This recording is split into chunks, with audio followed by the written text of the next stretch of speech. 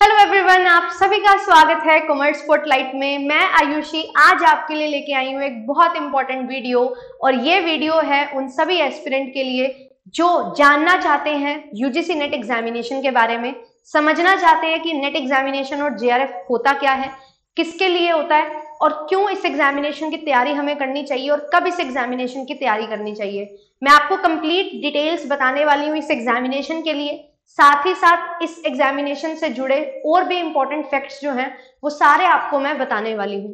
तो जो भी for the very first time हमारे साथ जुड़ा है, आप सभी का स्वागत है और आप सभी चैनल को सब्सक्राइब कर सकते हैं। मेरा नाम आयुषी है, आपके लिए paper 1 and paper 2 commerce and management की क्लासेस इस प्लेटफॉर्म पे कंडक्ट करती हूँ। और जेआरएफ अड्डा हमारा जो है एप्लीकेशन है, मेन प्लेटफॉर्म है जहाँ पे आपके लिए पेपर 1 एंड बहुत सारे पेपर 2 है उनकी तैयारी करवाई जाती है। इस चैनल पे डेडिकेटेडली कॉमर्स एंड मैनेजमेंट का कंटेंट है जो आपको मिलता है। और आप सभी जो भी यूजीसी नेट के बारे में जानना चाहते हैं तो आपको कंप्लीट इन्फॉर्मेशन इस वीडियो में मैं देने वाली हूं। और आपकी तैयारी करवाई जाती है तो आपको रिसोर्सेज कहाँ पे मिलते हैं, तो जेआरएफ अड्डा एप्लीकेशन पे क्लासेस की पीडीएफ आपको मिल जाती है, साथ ही साथ आपको क्विजेस मिल जाते हैं, मॉक टेस्ट मिल जाते हैं और टेलीग्राम चैनल पे आपके लिए सारी अपडेट्स एंड क्लासेस के लिंक्स जो है वो शेयर कर दिए जाते हैं, तो आप टेलीग्राम चैनल को ज्वाइन कर सकते हैं। एंड साथ ही साथ आपके लिए जो कोर्सेज होते हैं, पेड कोर्सेज भी रन किए जाते हैं जेआरएफ अड्डा एप्लीकेशन पे। तो आप सभी को पेपर 1 के साथ साथ ये सभी पेपर 2 मिल जाते हैं। तो आप अगर इनमें से किसी भी पेपर 2 की तैयारी कर रहे हो तो आपको यूट्यूब पे भी बहुत बेहतरीन कंटेंट मिल जाएगा जेआरएफ अड्डा प्लेटफॉर्म पे और कॉमर्स स्पॉटलाइट बाय जेआरएफ अड्डा पे। एंड साथ ही साथ आप अगर पेड बैचेस में एनरोलमेंट लेना चाहते हैं, इस एग्जामिनेशन के लिए तैयारी करना चाहते हैं और दिसंबर में अपना एग्जामिनेशन देना चाहते हैं, तो आपके लिए कोर्सेज भी हैं जो बहुत जल्द स्टार्ट होने वाले हैं। 8 जुलाई तक आप एनरोलमेंट कर सकते हो। 8 जुलाई के बाद एनरोलमेंट्स बंद हो जाएंगे और फर्स्ट ओरिएंटेशन सेशन ऑलरेडी आपके लिए हो चुका है। एप्लीकेशन पे जाके आप कंप्लीट रोड मैप देख सकते हो, क्या चीज आपको करनी है और क्या चीज मैं आपके लिए करने वाली हूँ। मिलके अच्छे से पढ़ाई करके इस एग्जामिनेशन को क्रैक करेंगे। साथ ही साथ आपके लिए सारे फीचर्स तो हैं ही। अब बात करते हैं कि यूजीसी नेट एग्जामिनेशन आखिर है क्या। यूजीसी नेट एग्जामिनेशन एक ऐसा एग्जामिनेशन है जो मिनिमम एलिजिबिलिटी है। अगर आप इंडिया के किसी भी स्टेट में और किसी भी यूनिवर्सिटी में, कॉलेज में टीचर बनना चाहते हैं, ठीक है, असिस्टेंट प्रोफेसर बनना चाहते हैं, तो आपको ये एग्जामिनेशन क्लियर करना अनिवार्य है। ऐसा इसलिए है क्योंकि इसका नाम ही है नेशनल एलिजिबिलिटी टेस्ट। तो नेशनल एलिजिबिलिटी टेस्ट का मतलब क्या है, नेशन वाइड अगर आप असिस्टेंट प्रोफेसर बनना चाहते हैं आपको नेट क्लियर करना होगा, ठीक है, नेट एग्जामिनेशन जो है, और उसमें अच्छा स्कोर करना होगा। अच्छा score in the sense qualifying exam है तो आप इसको क्वालिफाई करेंगे एंड किसी भी स्टेट में आप फिर योग्य हो जाएंगे असिस्टेंट प्रोफेसर बनने के लिए। और इसी के साथ साथ एक और चीज आती है जो होता है जेआरएफ। अब ये जेआरएफ क्या होता है? जेआरएफ का मतलब है जूनियर रिसर्च फेलोशिप। जो बच्चे नेट एग्जामिनेशन क्लियर करते हैं और बहुत अच्छा स्कोर करते हैं, टॉप 6% का भी 6% बच्चे जो होते हैं, उन बच्चों को जेआरएफ मिलता है। ये जेआरएफ क्या है? ये जो नेट एग्जामिनेशन है ये आपके लिए 2 दरवाजे खोलता है। और अब अगर आज की बात मैं बताऊं तो 3 दरवाजे खुलते हैं आपके सामने।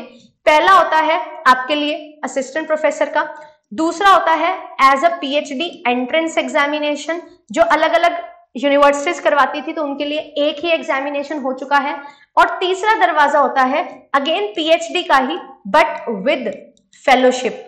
आपको यहाँ पे फेलोशिप भी मिलेगी कि जिस भी यूनिवर्सिटी में, जिस भी इंस्टीट्यूट से आप करना चाहते हो पीएचडी, तो यूजीसी जो है वो आपको स्टाइपेंड देगी हर महीने, जिसके तहत आप अपनी रिसर्च कर पाओगे। तो ये 3 चीजें हैं जो इस नेट एग्जामिनेशन से निकल के आती हैं। तो अब यहाँ पे इंपॉर्टेंट है यूनिवर्सिटी ग्रांट कमीशन को समझना। ये है जो आपका नेट का सिलेबस डिफाइन करते हैं, कैसा आपका पैटर्न रहेगा वो सारी चीजें डिफाइन होती हैं, रूल्स वगैरह बनाए जाते हैं। और ये है यूजीसी के चेयरमैन जो बहुत सारी कमेटीज बनाने के बाद, रिकमेंडेशन लाने के बाद आपके लिए एग्जामिनेशन को कंडक्ट करवाते हैं। और ये जो कंडक्ट करवाती है एजेंसी वो है हमारी एनटीए, नेशनल टेस्टिंग एजेंसी, जिसके द्वारा अलग अलग एग्जामिनेशन कंडक्ट करवाए जाते हैं। और उनमें से हमारा एक एग्जामिनेशन है यूजीसी नेट एग्जामिनेशन। अब इस एग्जामिनेशन के लिए eligibility, qualifying marks, syllabus, scope, exam pattern और फीस क्या होगा, ये सारी चीजें 1 बाय 1 डिस्कस करते हुए हम चलने वाले हैं। सबसे पहले बात आती है एलिजिबिलिटी की। तो अगर आप यहाँ पे देखो तो एलिजिबिलिटी क्या होती है, मिनिमम आपको 55% नंबर चाहिए अपने पोस्ट ग्रेजुएशन में, और अगर आप रिजर्व कैटेगरी से हैं तो आपको 5% का रिलैक्सेशन मिल जाता है, और आपको 50% अंक चाहिए अपने मास्टर्स में। आप किसी भी डोमेन में हो, आपने एमकॉम किया है, एमबीए किया है, एमएससी किया है, एमए किया है, किसी भी स्पेशलाइजेशन में, तो आप लोग ये एग्जामिनेशन दे सकते हैं। बट एक बड़ा बदलाव यहाँ पे लाया गया, वो ये था कि जो बच्चे अभी अपनी मास्टर्स में हैं, उन्होंने अपनी मास्टर्स कंप्लीट नहीं की है, तो वो बच्चे भी इस एग्जामिनेशन के लिए क्या कर सकते हैं, इस एग्जामिनेशन के लिए अपीयर कर सकते हैं। वो कैसे होगा, ध्यान देंगे इस चीज पे। तो वो चीज कैसे होगी, आप लोग अगर अपनी पोस्ट ग्रेजुएशन में हो, आप लोग अगर अपनी, एक सेकेंड गाइस, आप लोग अगर अपनी पोस्ट ग्रेजुएशन में हो यानी कि मास्टर्स में हो, तो अगर आप फर्स्ट सेमेस्टर में भी हो तो भी आप इस एग्जामिनेशन को दे सकते हो। इसमें यह चीज बताई गई है, अगर आपने नेट क्वालिफाई कर लिया, ठीक है, अगर आपने नेट क्वालिफाई कर लिया तो उसके बाद आपको 2 साल का समय मिलता है, 2 इयर्स का टाइम पीरियड मिलता है, जिसमें आपको अपनी मास्टर्स जो है वो कंप्लीट करनी होती है। अगर आप नेट क्लियर करने के बाद 2 साल तक अपनी मास्टर्स कंप्लीट नहीं कर सकते तो आपका नेट डिस्क्वालीफाई हो जाता है। तो आपको जैसे ही आपने नेट क्लियर किया, जैसे ही आपका रिजल्ट आया, उस दिन के बाद 2 साल का समय दिया जाएगा, और उसके 2 साल के अंदर अंदर आपको मास्टर्स कंप्लीट करनी है। और कितने मार्क्स से, अगेन वही सेम चीज, 55% अगर आप यूआर कैटेगरी से हैं, और अगर आप रिजर्व कैटेगरी से हैं तो 50% अंक आपको लाने पड़ेंगे, तो आपका वो नेट जो है वो लाइफ टाइम रहेगा। और नेट की जो वैलिडिटी रहती है, योग्य मान्यता रहती है, वो लाइफ टाइम रहती है। एक बार आपने नेट क्लियर कर लिया तो आप हमेशा ही योग्य हो जाएंगे, एलिजिबल हो जाएंगे असिस्टेंट प्रोफेसर के लिए। और जो हमारे पास जेआरएफ होता है, उसमें क्या होगा, अगर आपने नेट के साथ साथ जेआरएफ भी क्वालिफाई कर लिया तो अब अभी आप अपने मास्टर्स में हो, तो जब आपकी मास्टर्स कंप्लीट होगी उसके बाद आप पीएचडी में एडमिशन ले पाओगे। तो आपके लिए क्या होता है, जेआरएफ में आपको 3 साल का समय मिलता है कि जैसे ही आपने जेआरएफ क्लियर किया, 3 साल के अंदर अंदर आपको क्या करना है, आपको किसी कॉलेज में, यूनिवर्सिटी में और किसी इंस्टीट्यूट में, आईआईटीज या आईआईएम्स में, एनआईटीज में क्या ले लेना है, एडमिशन ले लेना है, तभी आपका स्टाइपेंड आएगा। अदरवाइज आपका जेआरएफ जो है वो एक्सपायर हो जाता है, फिर आपको कोई भी फेलोशिप नहीं प्रोवाइड की जाती यूजीसी से। और जो बच्चे ये सोच रहे हैं कि मैम मुझे तो पीएचडी एंट्रेंस के लिए ये एग्जामिनेशन देना है, तो आपको मैं ये बता दूं, आप तभी एग्जामिनेशन दे पाओगे जब आप अपनी मास्टर्स कर लोगे, क्योंकि उसके बाद ही पीएचडी में आप एडमिशन लोगे। एंड ये जो पीएचडी का स्कोर रहता है, ध्यान रखना, ये जो पीएचडी का स्कोर रहता है ये हमारे लिए 1 साल के लिए ही वैलिड रहने वाला है, ओनली फॉर 1 ईयर। तो आप अगर अपनी मास्टर्स के 4th सेमेस्टर में हो तब दो, तब तो ठीक है, बट अगर आप अपनी मास्टर्स के 1st सेमेस्टर में हो, 2nd सेमेस्टर में हो, तो इस एग्जामिनेशन को पीएचडी स्कोर के लिए देना यहाँ पे कोई भी वैल्यूएबल नहीं रहेगा, तो आप इसको स्किप कर सकते हो। बट हाँ, नेट के लिए आप जरूर ट्राई कर सकते हो। और बहुत सारे बच्चे ड्यूरिंग मास्टर्स ही इस एग्जामिनेशन की प्रिपरेशन करना स्टार्ट करते हैं, क्योंकि इस एग्जामिनेशन के लिए आपको कम से कम 5 मंथ्स का अच्छा खासा समय है जो लगता है। फिर उसके बाद आप रिवीजन भी करते हैं, तो 5 से 6 महीने का समय देने के बाद आप तैयार होते हैं इस एग्जामिनेशन को अच्छे से देने में और उसको क्लियर करने के लिए। तो ये चीज हमारे पास रहती है। अब एक चेंज आया था रिसेंटली ही 2024 में ही, कि जो भी बच्चे जो 4 इयर्स का ग्रेजुएशन प्रोग्राम में एनरोल्ड हैं, वो बच्चे डायरेक्टली पीएचडी कर सकते हैं। तो यस, अगर आप पीएचडी करना चाहते हैं और आप 4 इयर्स ग्रेजुएशन प्रोग्राम में हैं, तो मल्टी डिसिप्लिनरी के तहत यहाँ पे आपको अलाउ किया गया है कि आप पीएचडी में एडमिशन ले सकते हैं। बट आपको क्या ध्यान रखना है, आपको ये ध्यान रखना है 4 इयर्स ग्रेजुएशन में आपके जो मार्क्स होने चाहिए वो 75% होने चाहिए। अगर आपके मार्क्स 75% से कम हैं तो आप डायरेक्टली पीएचडी करने के लिए एलिजिबल नहीं हो। ये चीज आपको ध्यान में रखनी है। तो ये चीज है, बेसिक चीज है कि आप कब एलिजिबल होते हो इस एग्जामिनेशन को देने के लिए। अब एक और इंपॉर्टेंट चीज आती है, वो आता है आपका एज क्राइटेरिया, कि मैम अब एज कितनी होनी चाहिए। तो अगर मैं नेट की बात करूं तो नेट के लिए कोई लिमिट नहीं है। आप अपने मास्टर्स में हो उस टाइम पीरियड से लेके लाइफ टाइम तक आप नेट का पेपर दे सकते हो।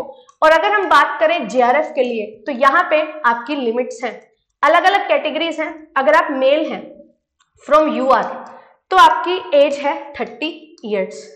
अगर आप फीमेल हैं, यूआर हैं या रिजर्व्ड हैं, या आप रिजर्व्ड कैटेगरी से बिलोंग करते हैं, तो आपके लिए जो यहाँ पे एज लिमिट है वो है 35 इयर्स। आपको 5 इयर्स का रिलैक्सेशन है जो यहाँ पे दिया गया है। तो एज की जहां तक बात है तो ये एज क्राइटेरिया आपको ध्यान रखना है। अब ये जो एज क्राइटेरिया होता है ये कब से ध्यान में रखना होता है?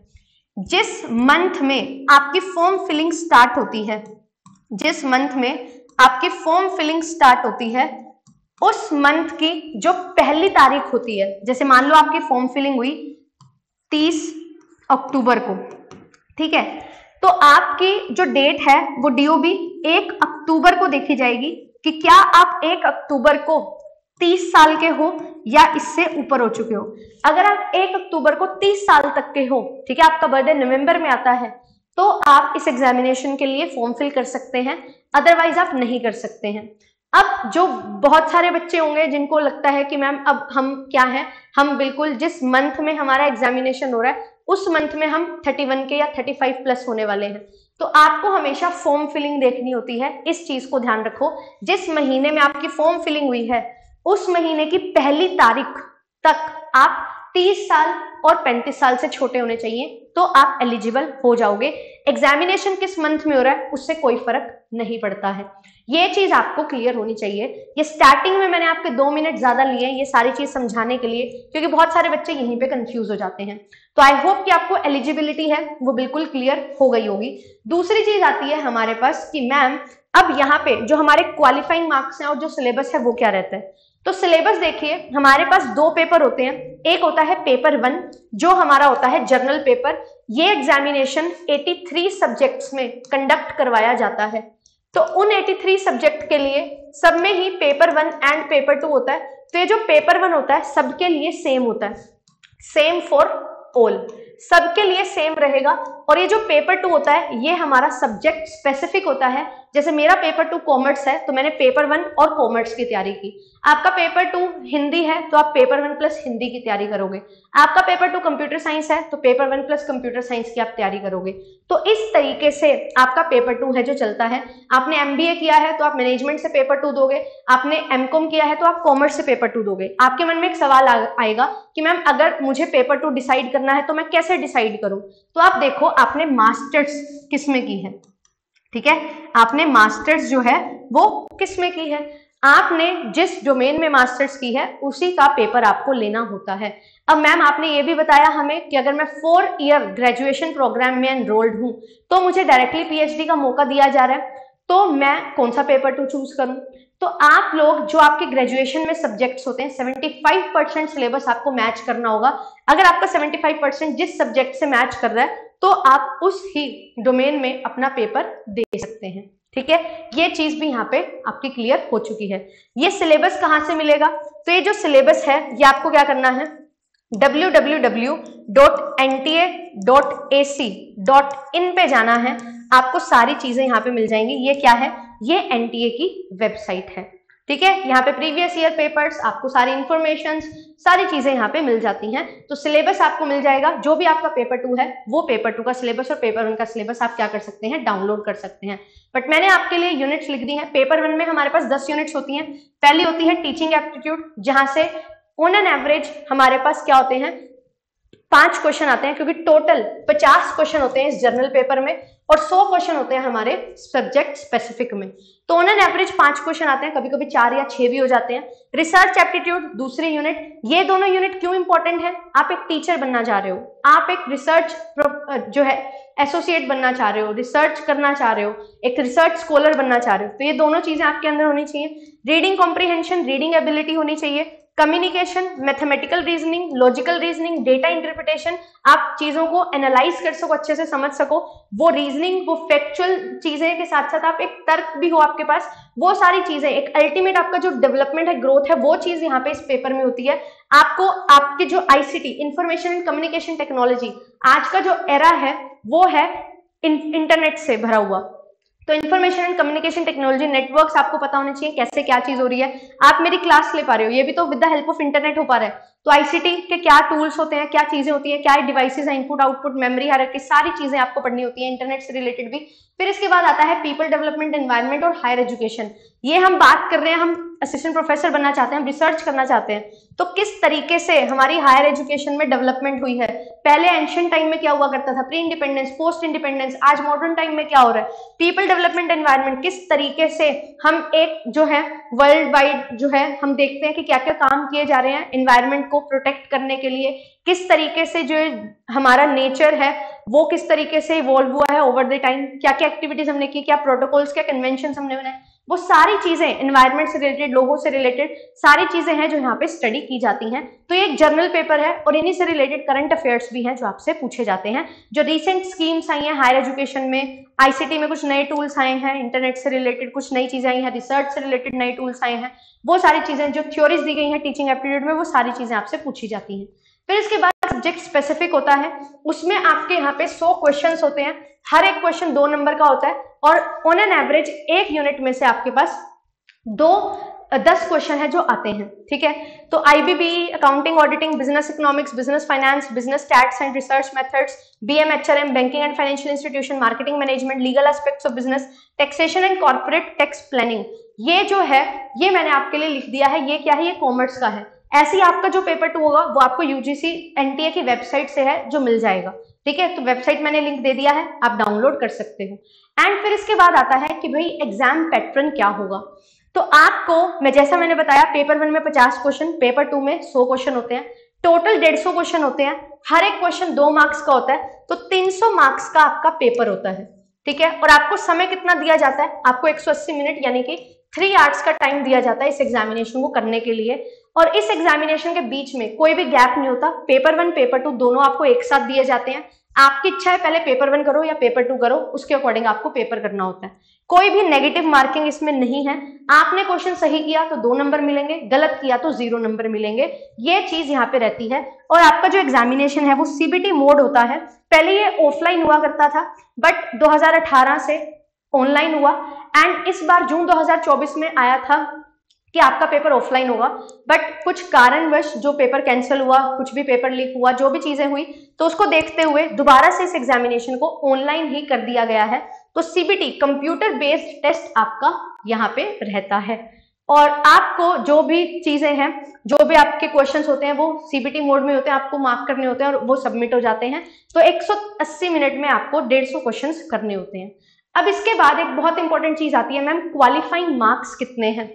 देखो, अब ये एक कंपेटिटिव एग्जामिनेशन है, तो 100 में से 6 बच्चे सेलेक्ट होंगे क्योंकि 6% रिजल्ट जाता है। अब एक बहुत सारे बच्चों का सवाल आता है कि मैम अगर मैंने क्या किया, मैंने क्वालिफाइंग मार्क्स को क्लियर कर लिया, जो है क्वालिफाइंग मार्क्स उससे ज्यादा मार्क्स आए, बट स्टिल मेरा नेट नहीं हुआ, क्यों? क्योंकि यहाँ पे क्वालिफाइंग मार्क्स का मतलब ये नहीं है कितने मार्क्स लिए तो आपका सिलेक्शन हो जाएगा, नहीं। यहाँ पे है कि अगर इतने मार्क्स लिए तो आप उस रेस में रहोगे कि आपका सिलेक्शन होगा या नहीं। अगर आपने 40% मार्क्स भी नहीं लिए ना, तो आप उस रेस में कभी भी नहीं आओगे। ठीक है, अब ये एग्रीगेट मार्क्स या क्वालिफाइंग मार्क्स लाने का कंसेप्ट क्या है। हमारे पास यूआर कैटेगरी होती है, हमारे पास रिजर्व्ड कैटेगरीज होती हैं और रिजर्व्ड में बहुत सारी बाइफर्केशंस होती हैं। ठीक है, तो यहाँ पे जो भी बच्चे अगर उन्होंने 40% मार्क्स भी नहीं लिए हैं, बेशक उनकी रिजर्व कैटेगरी की सीट्स बची हुई है, उनको एडमिशन नहीं मिलेगा, उनको ये एग्जामिनेशन उनका क्वालिफाई नहीं होगा। तो इसीलिए 40% मार्क्स लाना जरूरी है। यानी कि अगर आपका 300 नंबर का पेपर है तो आपको कितने मार्क्स स्कोर करने हैं, आपको यहाँ पे 120 मार्क्स तो स्कोर करने ही करने हैं। और ये पेपर 1 पेपर 2 में अलग से नहीं है, पेपर 1 पेपर 2 मिला के आपको 120 नंबर लेके आने हैं। तो आपका एग्जामिनेशन जो है आगे जाएगा चेक होने, और फिर उसके बाद क्या होती है, उसके बाद आपकी कट ऑफ बनती है। अब मान लो कि मेरे पास जो है 10 लोगों को मैंने सिलेक्ट करना है और मेरे पास 5 लोग हैं जिनके मार्क्स आ रहे हैं 200 और उससे ज्यादा, और 5 लोग हैं जिनके मार्क्स आ रहे हैं 150 से ज्यादा, और 10 लोग हैं जिनके मार्क्स आ रहे हैं 130 से ज्यादा, है ना। तो यहाँ पे आप देखो, मेरे को तो 10 लोग सिलेक्ट करने हैं, तो मैं ऊपर वाले 10 लोगों को सिलेक्ट कर लूंगी ना जिनके 200 से और 150 से ज्यादा मार्क्स हैं। तो ये बच्चा जिसने 130 नंबर लिए, इसने क्वालिफाइंग क्राइटेरिया पूरा किया, बट स्टिल ये सिलेक्ट नहीं हुआ। तो यहाँ पे हमारी जो कट ऑफ जाती है वो सिलेक्शन क्राइटेरिया के बेसिस पे जाती है कि टोटल स्टूडेंट्स में से कितने बच्चे सिलेक्ट होंगे। और अगर आपकी सीट वेकेंट है, खाली है, बट बच्चे ने एग्रीगेट जो है क्वालिफाइंग मार्क्स स्कोर नहीं किया, तो उसको वो सीट नहीं मिलेगी, वो सीट वेकेंट ही चली जाएगी। इसीलिए क्वालिफाइंग मार्क्स इंपॉर्टेंट होते हैं। और क्वालिफाइंग मार्क्स का मतलब ये नहीं है कि आपका सिलेक्शन पक्का है, ये चीज आपको मेक श्योर करना है। अब इसके बाद हमने पैटर्न क्वालिफाइंग मार्क्स सब देख लिया। अब इसके बाद देखते हैं कि स्कोप क्या है। तो अगर आप यहाँ पे बात करोगे स्कोप की, तो यहाँ पे आप देख सकते हो कि हमारे पास यहाँ पे जो स्कोप में है वो क्या है, assistant professor, PhD, JRF, coaching कर सकते हो, एकेडमिक असिस्टेंट बन सकते हो। सबसे पहली चीज कि आप असिस्टेंट प्रोफेसर के लिए एलिजिबल हो जाते हो, और यही एक सबसे बड़ा कारण रहता है कि लोग यूजीसी नेट एग्जामिनेशन की तैयारी करते हैं। अगर आपका पैशन है टीचिंग, तो ये एग्जामिनेशन आपके लिए बहुत अच्छा एग्जामिनेशन है। और अगर आप करना चाहते हो रिसर्च, पीएचडी करना चाहते हो, तो बिल्कुल आपको इस एग्जामिनेशन को क्लियर करना है। अगर आप फेलोशिप लेना चाहते हैं यूजीसी से, तो बिल्कुल आपको इस एग्जामिनेशन को देना पड़ेगा। अगर आपने पीएचडी एंट्रेंस करना है तो भी यह एग्जामिनेशन है। और अगर आप कोचिंग इंस्टीट्यूट ओपन करना चाहते हो, कोचिंग देना चाहते हो, किसी कॉलेज के साथ, यूनिवर्सिटी के साथ जुड़ के नहीं, खुद से ही पढ़ाना चाहते हो, तो भी आप UGC net examination, JRF examination को क्रैक करके अपना कोचिंग इंस्टीट्यूट खोल सकते हो। जैसा कि आप देख भी रहे हो, बहुत सारी एडटेक कंपनीज आज के टाइम पे वर्क कर रही है। तो ये क्या है, कोचिंग ही तो है। तो आप लोग अपनी कोचिंग भी खोल सकते हो, क्योंकि ये एग्जामिनेशन में ना सिर्फ और सिर्फ आपको जॉब मिल जाए ऐसा नहीं है, बट हाँ जॉब कितनी अच्छी मिलेगी वो इस एग्जामिनेशन की तैयारी करके आपको आप खुद रियलाइज हो जाता है। पर्सनैलिटी डेवलपमेंट, पर्सनैलिटी एनहांसमेंट पे ये एग्जामिनेशन काम करता है। और यहाँ पे एक और चीज मैं आपको बता दूं कि नॉट जस्ट दिस, अभी हमारे पास जो है, अगर मैं आपको बताऊं कि मुझे for example public sector undertakings में रिसर्च वर्क करना है, तो बहुत सारी पब्लिक सेक्टर अंडरटेकिंग्स, पीएसयूज जो हैं, वो क्या करती हैं, वो जॉब ऑफर निकालते हैं। किसके लिए, रिसर्च प्रोजेक्ट के लिए। तो अगर आप फुल टाइम रिसर्च नहीं करना चाहते, तो किसी प्रोजेक्ट में 1 साल 2 साल निवेश करना चाहते हो, सीखना चाहते हो, तो बिल्कुल आप वो जॉब ले सकते हो और as an research associate, research assistant काम कर सकते हो। बहुत सारे आईआईटीज, आईआईएम्स में आपकी रिसर्च असिस्टेंट, ठीक है, टीचिंग असिस्टेंट की जॉब निकलती है। तो आप लोग एकेडमिक असिस्टेंट बन सकते हैं, रिसर्च असिस्टेंट बन सकते हैं, जहां पे आपको एक जो पर्सन है, जो आपका गाइड है, मतलब जो एक टीचर है, वो रिसर्च कर रहा है या कुछ पढ़ा रहा है, उसका कंटेंट प्रिपरेशन, उसको हेल्प करने के लिए आपको नियुक्त किया जाता है, क्योंकि आपके पास एक अच्छी नॉलेज है अपने सब्जेक्ट के प्रति। तो आप लोग यहाँ पे उस चीज के बारे में सीख भी जाते हैं, एडमिनिस्ट्रेटिव जॉब आपको मिल जाती है, जो बहुत ज्यादा हेल्प करती है आपको अर्निंग में भी एंड साथ ही साथ लर्निंग में भी। और यहाँ पे भी ऐसा नहीं है कि बहुत कम आपको पैसे मिलते हैं, 40-50 हजार आपको मिलते हैं। ऐसे ही जेआरएफ में भी आपको 40-42 हजार, 35 हजार से स्टार्टिंग होती है और आपको इतना स्टाइपेंड मिलता है, ठीक है। पीएचडी करना है तो यहाँ पे आप इस एग्जामिनेशन को दो, जेआरएफ क्लियर करो। अगर जेआरएफ नहीं भी क्लियर हुआ है तो भी आप एंट्रेंस के तौर पे इस एग्जामिनेशन को देके, इंटरव्यू क्लियर करके अपना एग्जामिनेशन जो है, अपना पीएचडी का जो सपना है वो बिल्कुल साकार कर सकते हो। और बहुत सारी जो हमारे पास सरकार है, अलग स्टेट गवर्नमेंट है, स्टेट्स में असिस्टेंट प्रोफेसर की वैकेंसीज आती हैं, तो वहां पे आप अप्लाई कर सकते हो, एलिजिबल हो जाते हो, ठीक है। और जिन भी स्टेट्स में सेट एग्जामिनेशन नहीं कंडक्ट करवाया जाता है, नेट क्या है, नेशनल एलिजिबिलिटी टेस्ट, जो नेशन वाइड आपको एलिजिबल बनाता है। सेट क्या होता है, जो एक स्टेट में आपको एलिजिबल बनाता है। जैसे हरियाणा है, यहाँ पे कोई सेट एग्जामिनेशन नहीं होता, पंजाब है, कोई सेट एग्जामिनेशन नहीं होता, तो उनके लिए नेट करना जरूरी है। और अगर आप सेट के साथ नेट कर लेते हो या नेट करते हो तो आपको वर्ल्ड वाइड जो है एक्सेस मिल जाता है, बट सेट सिर्फ एक स्टेट तक ही लिमिटेड रहता है। तो अगर आप अपनी बाउंड्रीज को पुश करना चाहते हो तो आपको नेट जरूर करना चाहिए असिस्टेंट प्रोफेसर बनने के लिए। And not just assistant professor, यहाँ पे भी आपके लिए बहुत सारी चीजें होती हैं। ओएनसीजी है, यहाँ पे भी आपको रिसर्च में बहुत सारी, अगर आपको टेक्निकलिटीज पता है, नॉलेज है आपके पास, तो आप यहाँ पे भी रिसर्च वर्क कर सकते हो। आप किसी बड़ी कंपनीज में जा सकते हो, रिसर्च वर्क कर सकते हो कि कहाँ उनको पैसा लगाना चाहिए, कहाँ नहीं। ये अगर आपके पास नॉलेज है, आपने कोई प्रोफेशनल कोर्स किया हुआ है, वो भी, और साथ में आपने नेट किया हुआ है जहां पे आपको अपने डोमेन की प्रॉपर नॉलेज है, तो उसकी हेल्प से भी आप बड़ी बड़ी कंपनीज के साथ जुड़ के काम कर सकते हो। बहुत सारी कंपनीज रिसर्च में बहुत पैसा लगाती हैं, तो वो जो रिसर्च है उसके लिए आप एलिजिबल हो तो आप लोग इसका फायदा ले सकते हो। ये सारा यहाँ पे आता है स्कोप। अब इसके बाद आती है कि भाई सैलरी कितनी मिलेगी, सबसे इंपॉर्टेंट चीज। तो सैलरी कितनी मिलती है, तो आपको जो अकॉर्डिंग टू एकेडमिक लेवल 10 जो है वो सैलरी यहाँ पे दी जाती है। तो अच्छी खासी सैलरी मिलती है, 40-50 हजार से आपकी सैलरी है जो स्टार्ट होती है। डिपेंडिंग अपॉन द एरिया आपको सैलरी मिल जाती है एकेडमिक लेवल 10 के अकॉर्डिंग। अब यहाँ पे बहुत सारे डाउट्स आते हैं कि मैम हमने नेट क्लियर किया और हम अपने कॉलेज में पढ़ाने लग गए, जिस कॉलेज में हम पढ़ते थे तो वहां तो हमें 15 से 20 हजार मिलते हैं। वो होता है एडहॉक बेसिस पे।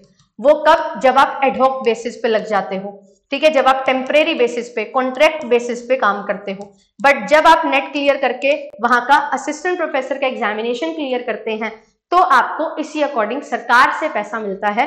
यहाँ पे आपको जो कॉलेज इंस्टीट्यूट है वहां पे आप लगते हो, वहां से पैसा मिलता है। तो ये चीज का फर्क रहता है। तो सरकारी जो नौकरी है उसमें आपको 40-50 हजार से ही स्टार्टिंग होती है असिस्टेंट प्रोफेसर की सैलरी की, और साथ ही साथ आपको DA, HRA ये सारी चीजें भी हैं, जो पर्क्स हैं वो भी प्रोवाइड किए जाते हैं। अब इसके बाद बात करते हैं कि मैम फीस क्या होती है। तो यूआर कैटेगरी से अगर आप हैं तो आप फॉर्म फिल करते हैं तो 1150 रुपए जो है आपको देने पड़ते हैं एक बार फॉर्म फिल करने के। एक टाइम पे आप एक ही सब्जेक्ट से फॉर्म फिल कर सकते हो। अगर आपका मन है कि मैनेजमेंट और कॉमर्स दोनों से फिल करना है तो आपकी एप्लीकेशन रिजेक्ट हो जाएगी। दोनों बार फिल तो हो जाएगी बट रिजेक्शन हो जाएगा, एडमिट कार्ड आपका नहीं आएगा। एक टाइम पे एक ही एग्जामिनेशन के लिए आप फॉर्म फिल कर सकते हैं। ओबीसी कैटेगरी वालों के लिए 550 रुपए फीस है। SC ST PW के लिए 275 रुपए या 300 रुपए तक की फीस हमारी रहती है। तो फीस का ये रोल रहता है। तो जो भी बच्चे करना चाहते हैं इस एग्जामिनेशन की तैयारी, तो आई होप कि आपको यहाँ पे सारी क्लैरिटी है जो मिल गई होगी। अब यहाँ पे बात आती है कि मैम तैयारी कैसे करें। ठीक है, सारी चीजें हमने देख ली, अब तैयारी कैसे हमें करनी चाहिए और कैसे करनी पड़ेगी। तो प्रिपरेशन के लिए आपको सबसे पहली चीज ध्यान में रखनी है वो ये है कि आपके बेसिक्स हैं क्या वो क्लियर है। Are you clear with your basics, मतलब आपका 11th 12th ग्रेजुएशन, इसमें जो सिलेबस आपने पढ़ा है, अगर आपने PG कर ली है तो पोस्ट ग्रेजुएशन, क्या ये जो सिलेबस आपने पढ़ा है वो आपको ध्यान है, वो आपको याद है। क्या आप मैथ्स में, आप थोड़ा सा टीचिंग एप्टीट्यूड में थोड़ा रखते हो कि मुझे कैसा एक टीचर कैसा होना चाहिए, सारी चीजों में थोड़ी सी रुचि रखते हो। ठीक है, थ्योरीज वगैरह याद करनी है वो तो बात की बात है, बट आपका इंटरेस्ट है क्या, रिसर्च के प्रति आप इंक्लाइंड हो क्या रिसर्च करने के लिए। ये बेसिक चीजें, क्वांट्स में आप थोड़े अच्छे हो या नहीं, DI आपका अच्छा है या नहीं, थोड़ी थोड़ी चीजें, रीडिंग एबिलिटी कैसी है, आप हायर एजुकेशन की नई नई स्कीम्स जो हो रही है, नई नई चेंजेस जो आ रहे हैं, NEP जो आई उससे आप फेमिलियर हो या नहीं। अगर आपके बेसिक्स क्लियर हैं तो आपको इस एग्जामिनेशन की तैयारी में 3 से 4 महीने लगेंगे, क्योंकि आपको ये पैटर्न है जो वो फॉलो करना होगा। और ये पैटर्न में हमारे MCQ बेस्ड क्वेश्चन होते हैं। ठीक है, as we all know MCQ based question होते हैं। आपके पास क्वेश्चन होगा, 4 ऑप्शन होंगे, एक क्वेश्चन 2 नंबर का होगा, तो आपको MCQs को प्रैक्टिस करना होता है। तो जो थ्योरी आप पढ़ोगे वो बिल्कुल डिटेल में पढ़नी है, उसके बाद आपको MCQs प्रैक्टिस करने हैं, फिर आपको 150 क्वेश्चन प्रैक्टिस करने हैं 180 मिनट में। तो आपके लिए मॉक टेस्ट लगाना और उस एनवायरनमेंट से फैमिलियर हो जाना बहुत ज्यादा जरूरी होता है। और ये जो सारी चीजें हैं ये 3 से 4 महीने का टाइम कम से कम लेती हैं। हर दिन अगर आप 5 से 7 घंटे पढ़ते हो तो आपके लिए बहुत इजीली अचीवेबल टारगेट बन जाता है। बट अगर आप बेसिक्स से क्लियर नहीं है, आपका मीडियम अलग था, आपकी अच्छे से पढ़ाई नहीं हो पाई, XYZ कुछ भी रीजंस हैं, तो आपको पहले अपने बेसिक्स क्लियर करने होंगे। बिल्कुल 0 लेवल से पढ़ाई स्टार्ट करनी होगी। और कैसे एक चीज को पढ़ना है, कितना पढ़ना है, क्या पढ़ना है और कब पढ़ना है, वो चीज आपके लिए बहुत ज्यादा जरूरी हो जाती है। और इसी चीज के लिए ही आपके लिए इस प्लेटफॉर्म पे मैं डेली 5 बजे क्लासेस कंडक्ट करवाती हूँ, जहां पे आपको बताया जाता है कि किस लेवल का क्वेश्चन आ रहा है, किस यूनिट से क्वेश्चन आ रहा है और किस तरीके से उसको सॉल्व करना है। तो अगर आप इस वीडियो को देखने के बाद मन बना रहे हो कि हाँ मुझे इस एग्जामिनेशन की तैयारी करनी है, तो आपको सबसे पहले समझना होगा कैसे क्वेश्चंस आते हैं। क्वेश्चन समझोगे कैसे आते हैं तो आपको शायद पहले दिन कुछ भी समझ नहीं आएगा कि मेरा आंसर सही नहीं हो रहा, बट ये समझ आएगा कि पूछा क्या जा रहा है, कैसे प्रिपेयर करना है। और उसी से रिलेटेड आपके लिए बिल्कुल बेसिक से जो है क्लासेस स्टार्ट होती हैं, क्लासेस स्टार्ट हो रही हैं 8 जुलाई से।